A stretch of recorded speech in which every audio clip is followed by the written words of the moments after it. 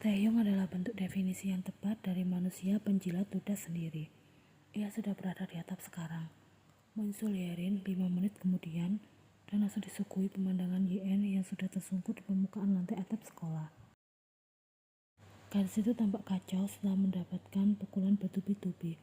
Taehyung tidak tahu bagaimana Yoongi bisa setega itu untuk memukul seorang gadis. Sementara Yen di sana sudah memberi tatapan kecewa melihat kedatangan Taehyung. Yen akan sangat merasa berterima kasih jika Taehyung mau ikut andil dalam menyiksa dirinya.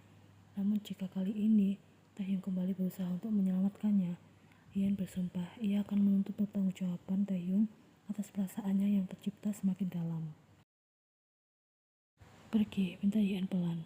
Yang lain segera tahu kepada siapa Yen bicara.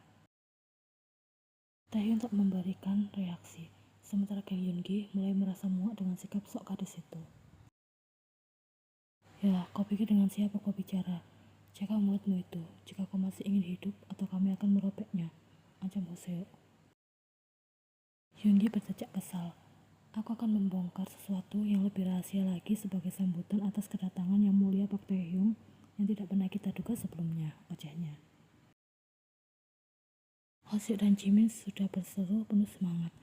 Taehyung sempat mendengar dari Yerin alasan mereka membawa Yen ke atap, bukan ke gudang seperti biasa adalah untuk memberi Yen sarana ampuh, penghilang stres akibat segala sakit dan hinaan yang kerap ia alami selama ini.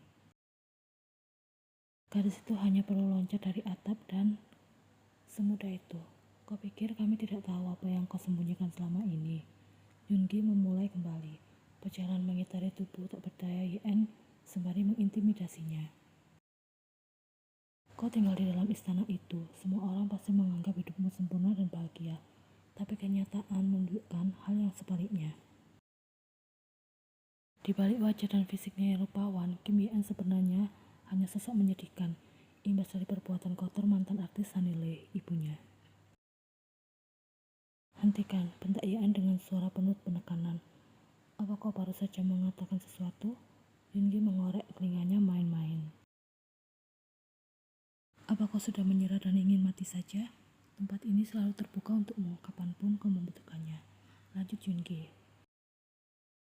Kenyataannya, Yoongi memang mengetahui semuanya. Dia dibayar mahal oleh Sungmin untuk melakukan hal itu. Melindungi Taehyung dan melenyapkan Yen. Mengapa sejak awal kau tidak langsung menikamku saja jika menginginkan aku mati? Jadi Yen merasa geram. Simpel, aku tidak mau mengotori tanganku, jawab Yoongi santai. Meski cara itu lebih mudah dan cepat, namun Yoongi tidak diperkenankan untuk melakukannya. Ia harus membuat Yen merasa sangat menderita sebelum ajalnya tiba. Sungmin hanya meniru rencana yang sudah Sunny buat sebelumnya, membuat Taehyung merasa sangat menderita sebelum ia. Aku akan melanjutkannya. Di istana itu, ia mendapat banyak sekali ujaran dan perilaku tak menyenangkan mulai dari nenek, ayah, bahkan ibunya yang sudah tidak mempeduli. Diam, teriak Yen semakin marah. Yoongi mengambil posisi sejajar dengan Yen. Kau bukan anak kandung Kim Sungmin. Meski tidak menunjukkan ekspresi yang berlebihan, sebenarnya Taehyung cukup terkejut mengetahui fakta itu. Hoseo dan Jimin tampak saling berbisik, sementara Yerin tetap memasang wajah datar, berdiri di pojokan.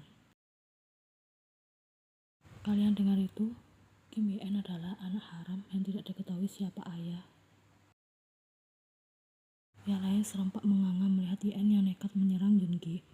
Gadis itu menjambak rambut Yoongi erat-erat, namun tak lama kemudian tubuh kurusnya segera terhempas setelah menerima dorongan kasar dari sang ketua geng.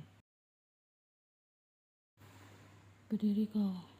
Yoongi menarik gerak belakang seragam yang Yen kenakan, memaksa gadis yang sudah tampak kepayahan itu untuk berdiri mengikuti langkahnya. Yen berulang kali hampir terjatuh karena tersandung kakinya sendiri, tapi itu tidak membuat Yoongi berhenti sampai di sana. Yoongi melempar tubuh Yen hingga membentuk tembok pengaman atap, kemudian kembali menarik kasar kerak gadis itu dan menekan belakang kepala Yen pada perbatasan tembok hingga gadis itu bisa melihat dengan jelas pemandangan sekolah dari ketinggian. Yen menjerit keras ketika Yoongi seperti akan melemparnya ke bawah. Seluruh tubuh gadis itu bergetar tanpa sadar.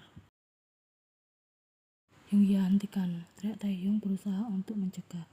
Ia hampir menghampiri untuk melerai, namun Hoseok dan Jimin lebih dulu menahannya. Diam Taehyung, ini akan menjadi sesuatu yang menarik, ucap Jimin seolah adegan di sana adalah hiburan semata bagi mereka. Ben Yonggi lepaskan. Sebuah tangan tampak menarik tangan Yonggi dari belakang kepala Yen. Wow, aku baru menyadari. Ternyata ada seorang pengkhianat di antara kita. Yonggi melirik Yen sinis. Urusan mereka tentunya tidak akan berakhir sampai di sini. Tarik kembali tanganmu atau aku buat kau menyesal seumur hidup, ancam Yonggi. Kuku panjang gadis itu segera diarahkan pada kedua mata Yonggi hingga membuat pemuda itu menjadi sakit dan secara otomatis membuat Yen terlepas. Yonggi sudah mencengkram erat dagu Yen di sana hingga gadis itu mengadu kesakitan. Melihat hal itu, Hoseok dan Jimin segera berlari melerai, sementara Taehyung lebih memilih mendekat ke arah Yen yang masih tampak gemetaran. Kau baik-baik saja? Tanya Taehyung pada Yen, mengabaikan Yonggi dengan sumpah serapannya ketika Hoseok dan Jimin menariknya pergi meninggalkan atap. Karena jika Yonggi sampai mengajar Yen, tamat sudah geng mereka. Yen berjalan dekat, meringin sakit merasakan rahangnya yang sedikit bergeser. Ayo kita pergi ke asrama, ajaknya. Apa kali ini aku salah paham lagi, Taehyung? Tanya Yen mengabaikan ajakan Yen barusan. Bukan saatnya untuk membahas hal itu, jawab Taehyung singkat. Kau bisa berdiri dan jalan sendiri. Jangan berani untuk menyentuhku, tolak Yen tegas ketika Taehyung mencoba untuk membantunya. Gadis itu berdiri dengan usahanya sendiri, kemudian berjalan pergi meninggalkan atap sekolah. Kau membuatnya marah, ucap Yen sembari melihat sosok Yen yang berjalan semakin menjauh. Aku bahkan tidak peduli, tanggap Taehyung. Kau menyukai Kim Yen kan? Aku, suruh Taehyung tak percaya. Kau pasti sudah gila. Kalau begitu, mungkin aku hanya salah sangka. Aku pikir kau menyukai Yen karena kau tampak selalu berusaha membantunya ketika Yonggi mulai datang mengusik gadis itu. Taehyung menatap Yen seperti tersinggung. Dia menyukai Kim Yen, itu tidak mungkin. Bagi Taehyung, hal itu dikarenakan ia memiliki sisi lain dari dirinya yang penolong. Taehyung bisa menolong siapa saja yang membutuhkan, tidak hanya Yen. Jangan terlalu keras pada dirimu sendiri. Tidak akan jadi masalah bila kalian menjadi cukup dekat dan menjalin sebuah hubungan, ucap Yen. Yen juga tampaknya sangat menyukaimu. Dia pasti akan bahagia sekali jika kau mau membuka sedikit hatimu untuknya, lanjut gadis itu. Kau sudah selesai bicara? Taehyung bertanya dengan nada datar, namun Yen tahu jika ia tengah menahan marah. Aku selesai, jawab Yen mengalah, tidak ingin semakin memancing emosi pemuda itu. Ayo pergi. Uma, seru Yen setelah memasuki ruangan kepala sekolah. Ia segera menghambur ke pelukan Sunny. Setelah kembali dari klinik asrama, Yen masuk ke dalam kelas untuk mengikuti pelajaran selanjutnya. Namun tiba-tiba wali kelas memanggilnya, meminta Yen datang ke ruangan kepala sekolah. Yen yang melihat Sunny di sana merasa begitu lega karena ada banyak hal yang ingin ia tanyakan. Dahi Sunny mengerut heran melihat wajah Yen yang penuh luka. Namun tak ada satupun pertanyaan yang keluar dari mulut mantan artis tersebut. Maaf Yuraya, bisa aku pinjam ruanganmu sebentar? Ada yang ingin aku bicarakan berdua dengan Yen, pindah Sunny pada sahabatnya itu. Tentu, kalian bisa menggunakannya. Hubungi aku jika kalian sudah selesai, balas Yura, sang kepala sekolah. Sunny mengangguk paham lengkap dengan senyuman. Ia memulai lagi setelah memastikan Yura sudah benar-benar keluar dan menutup pintunya. Ada banyak hal yang ingin aku tanyakan pada Uma. Apa yang terjadi padamu? Siapa yang melakukan semua ini, Yen? Sunny tampak tidak ingin menanggapi Yen. Ia berusaha mengalihkan ke pertanyaan lain. Menunjukkan sebuah cerminan sempurna seorang ibu yang bersedih melihat buah hatinya terluka. Kedua mata yang tampak berkaca-kaca itu membuat Yen merasa tak enak hati karena sudah membuat Sunny merasa khawatir. Aku baik-baik saja, Oma, ucap Yan pelan. Baik-baik saja, banyak. Lihat wajahmu penuh dengan luka dan tubuhmu semakin kurus saja. Katakan pada Oma. Kenapa Oma berbohong? Salah Yan. Oma bohong mengenai orang tua Pak Taehyung. Yan bisa menemukan Sunny dengan raut gelisah. Wanita itu terdiam tanpa bisa menjawab. Pak Nari meninggal saat melahirkan Taehyung. Mengapa Oma berkata ia terus mengusik hidup kita sampai detik ini? Kenapa Oma berkata jika kecelakaan yang merenggut nyawa calon adikku akibat dari perbuatan Pak Nari? Oma juga bilang mereka berniat merebut posisi kita di rumah. Kenapa Oma bisa berkata seperti itu? Pelankan suaramu, Yena, ucap Sunny dengan nada penuh tekanan. Raut wanita itu seketika berubah dingin dan marah. Jelaskan padaku. Pinta Yan tak lagi memiliki kesabaran. Baik, Sunny menghela nafas dalam-dalam. Aku memang berbohong. Ia mengakui yang membuat Yan segera dilanda rasa kecewa mendalam. Bagaimana mungkin Sunny sebagai satu-satunya orang yang bisa ia percaya melakukan hal ini? Kau memang bukan anak kandung Sungmin. Mantan aktor Moon Hyun-soo adalah ayah biologismu. Air mata Yan mengalir tanpa bisa ia tahan lagi. Sunny mengatakan seolah tanpa beban, dan Yan merasakan beban itu seperti ia tanggung sendirian sepenuhnya. Begitu berat hingga Yan merasa sesak dan tak mampu. Mengapa Oma tega merubahku menjadi manusia jahat padahal aku tidak tahu apa-apa? Bagaimana bisa aku bertatap muka dengan Pak Taehyung setelah ini? Ini sangat memalukan, ucap Yan diri diserah tangisnya. Gadis itu merasa tak tahu diri karena bahkan sudah berani menaruh hati pada Pak Taehyung. Yan merasa ia sangat tak pantas. Bawa aku pergi dari sini, Oma. Aku tidak mau berada di tempat ini lagi, ucap Yan memohon.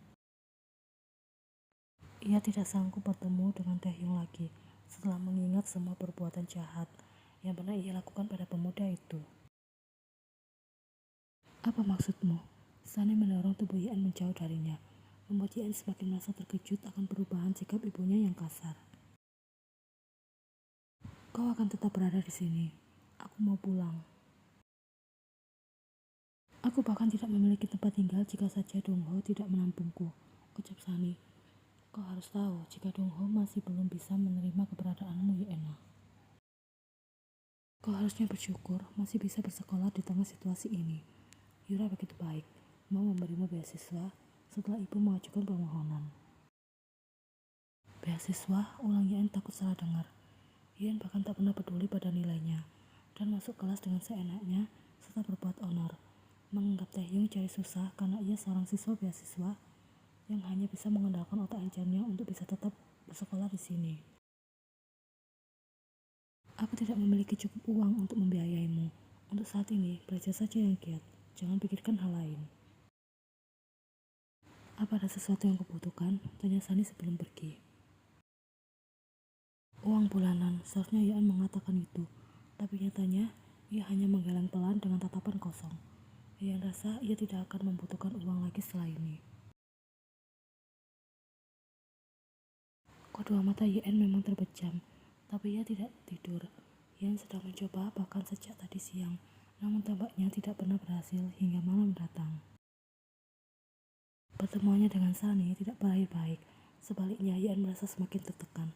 Pikirannya begitu penuh, hingga ada titik di mana ia tidak bisa berpikir lagi, dan hal itu menimbulkan nyeri berdenyut di kepalanya. Ia hanya menyerah memilih untuk bangun dari posisinya, membuat intensitas denyut sakit di kepalanya semakin menjadi-jadi. Suara pintu asrama terbuka disusul dengan kedatangan Taehyung yang baru pulang dari kegiatan belajar malam.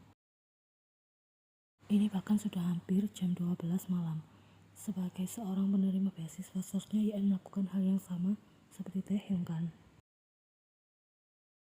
Belajar dengan giat akan mencapai prestasi membanggakan yang bisa mengharumkan nama sekolah. Sekolah ini sudah merugi karena harus membiayai seseorang seperti Kim Ye-en. Aku ingin bicara denganmu, ucap Ye-en diri. Ia ingin meminta maaf kemudian pergi dan tak akan mengusik Taehyung lagi.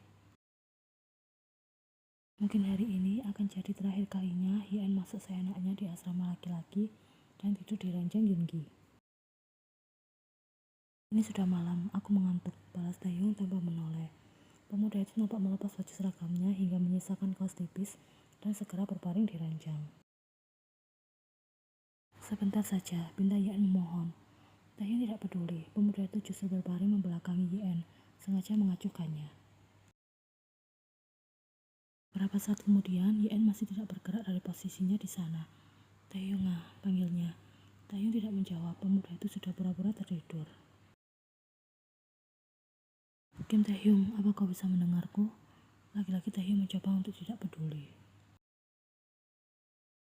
Yen kemudian hanya bisa memperhatikan sosok Taehyung dalam diam, dan rasa bersalah itu semakin menyiksa batinnya. Maaf, satu kata teramat lirih itu keluar dari bibir Yen sebelum akhirnya ia meninggalkan posisinya. Tidak lagi bisa menahan rasa sakit yang semakin menyerang kepalanya. Yen menuju meja belajar Yungi, membuka laci di sana dan mengambil botol obat pereda nyeri yang masih tersimpan di sana.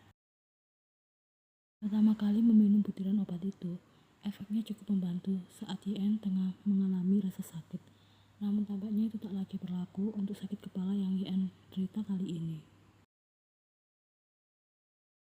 Yen sudah meminumnya tadi siang, tetapi sakit itu tidak kunjung membaik, melainkan semakin bertambah parah setelah malam menjelang. Yen membuka tutup botol obat pereda nyeri itu dengan tergesa, akibat sakit yang ia rasakan semakin menajam di setiap detiknya.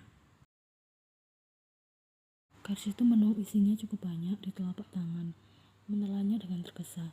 Beberapa butir jatuh di atas permukaan lantai asrama, namun Yen tidak peduli. Terlalu banyak butir obat yang masuk, hingga ia merasa kesulitan dan hampir tersedak. Gadis itu meraih botol air mineral dan segera meminumnya. Detik selanjutnya, Yen merasa kerongkongannya tersumbat. Ia terus memaksa meminum airnya, lalu semuanya keluar. Yen merasa dadanya begitu sakit dan ia terbatuk-batuk. Mengapa ini begitu sulit? Yen hanya ingin tidur nyenyak, tidur tanpa pernah terbangun lagi. Ini tidak cukup, bahkan masih sangat kurang untuk menghilangkan rasa sakitnya.